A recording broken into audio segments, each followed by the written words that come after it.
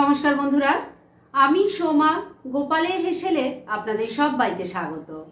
আজকে শীতের ছোট ছোট যে বেবি পটেটো হয় সেগুলো দিয়ে একদম সাদা গ্রেভিওয়ালা দারুণ টেস্টি একটা আলুর দমের রেসিপি আপনাদের সাথে শেয়ার করব, যেটা রুটি, পরোটা, লুচি, ফ্রাইড রাইস, পোলাও, তন্দুর রুটি, নান সব কিছুর সাথে খেতে ভালো লাগবে। আর এটা তৈরি করতেও কিন্তু খুব কম সময় লাগবে। তাহলে চলুন সময় নষ্ট না করে রান্নাটা করে ফেলি।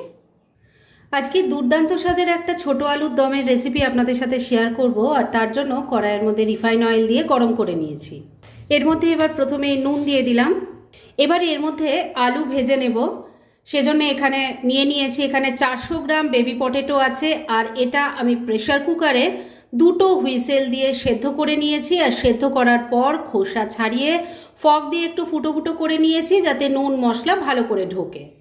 এবার আলুগুলো ভেজে নেব, তাই তেলের মধ্যে ছেড়ে দিচ্ছি। সমস্ত আলুগুলো ভাজার জন্য বসিয়ে দিয়েছি। এগুলোকে এবার মিডিয়াম ফ্লেমে রেখে উল্টে পাল্টে ভালো করে ভেজে নিচ্ছি। এমনভাবে আলুগুলো ভাজতে হবে যাতে আলু 80% মতো কুক হয়ে যায় আর এর ওপরে একটা ক্রিস্পি লেয়ার চলে আসে। সেদ্ধ করে নেওয়া বেবি পটেটোগুলোকে মিডিয়াম ফ্লেমে রেখে ভালো করে ভেজে নিয়েছি। এবার তুলে নিচ্ছি। আলুর দম তৈরির জন্য আলুগুলো তো ভাজা হয়ে গেছে, ওগুলো তুলে রেখে দিয়েছি। এবার এই রান্নার জন্য 2টো মশলা বানিয়ে নেব। কি কি আছে সেটা আগে আমি বলে দিই। প্লেটের মধ্যে সাজিয়ে রেখেছি। একটা মশলা আদা কাঁচা লঙ্কা দিয়ে বেটে নেব। এখানে দেখতেই পাচ্ছেন ছোট ছোট 2 টুকরো আদা আছে, 2টো কাঁচা লঙ্কা নিয়েছি। ঝালটা অবশ্যই নিজেদের টেস্ট অনুযায়ী দেবেন। এই দুটোকে মিশিয়ে একটা মশলা তৈরি করে নেব। আর আরেকটা প্লেটের মধ্যে আমি কিছু জিনিস সাজিয়ে রেখেছি, এটা আবার আলাদা বাটতে হবে। এখানে আছে 10-12টা কাজু বাদাম, 1 টেবিল স্পুন চার মগজ আছে, আর 1 টেবিল স্পুন পোস্ত রেখেছি। এর সাথেই আরেকটা জিনিসও যাবে, যেটা আমি মশলা বাটার সময় অবশ্যই আপনাদের বলে দেব। যাই হোক, এবার এই মশলা দুটোকে আলাদা আলাদা করে বেটে তারপর ফিরে এসে নেক্সট স্টেপ দেখাচ্ছি। আলুর দমের আলুগুলো ভেজে তুলে রেখে দিয়েছি, মশলাগুলো তৈরি হয়ে গেছে। আর এবার মূল রান্না শুরু করব।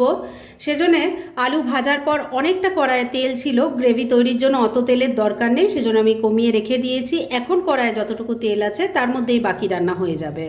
এর মধ্যে প্রথমে দিয়ে দিলাম অল্প একটু গোটা জিরে, দিয়ে দিচ্ছি একটা তেজপাতা, একটা শুকনো লঙ্কা, এর সাথেই অল্প একটু হিং দিয়ে দিলাম। ফোড়নটাকে ভাজা ভাজা করে নিচ্ছি। ফোড়নটা ভাজা ভাজা হয়ে গেছে। এবার এর মধ্যে আদা কাঁচা লঙ্কা বাটাটা দিয়ে দিচ্ছি। এবার গুঁড়ো মশলাগুলোও এর মধ্যে দিয়ে দিচ্ছি। প্রথমেই দিয়ে দিচ্ছি 1 চামচ ধনের গুঁড়ো, 1 চামচ জিরের গুঁড়োও দিয়ে দিলাম, সামান্য একটু কাশ্মীরি মির্চ পাউডার দিয়ে দিলাম, এতে কালারটা ভালো আসবে, তবে এটা কিন্তু দেওয়া একদমই অপশনাল। দিয়ে দিচ্ছি একটু গোলমরিচের গুঁড়ো, স্বাদ মতো নুন দিয়ে দিচ্ছি, তবে নুন দেওয়ার সময় খেয়াল রাখবেন আলু কিন্তু নুন দিয়ে ভাজা আছে। অল্প কয়েকটা দানা চিনি দিয়ে দিলাম। এবার সব কিছু ভালো করে মিশিয়ে নিয়ে মশলাটাকে খুব ভালো করে একবার কষিয়ে নিচ্ছি। মিনিট 2 সময় নিয়ে মশলাটাকে খুব ভালো করে কষিয়ে নিয়েছি। এবার এর মধ্যে কাজু, পোস্ত, চার মগজের পেস্ট দিয়ে দেব।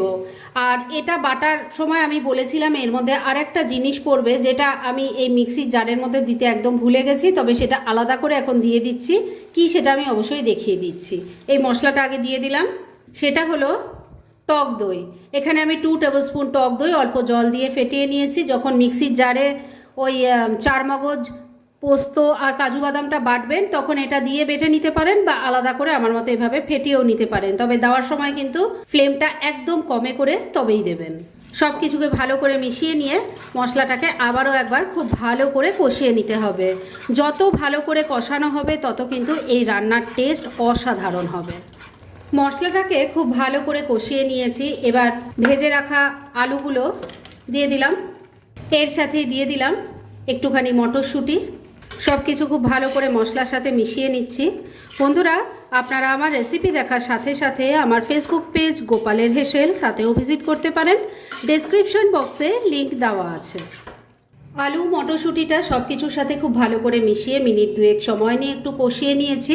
এবার গ্রেভির জন্য প্রথমেই আমি দিয়ে দিচ্ছি একটু উষ্ণ গরম দুধ, এর সাথেই দিয়ে দেব অল্প একটু জল। মিক্সির জারটায় মশলা বেটেছিলাম, তার মধ্যে অনেকটা মশলা লেগেছিল, তার মধ্যেই জল নিয়ে দিয়ে দিলাম। ভালো করে সব কিছু মিশিয়ে নিচ্ছি।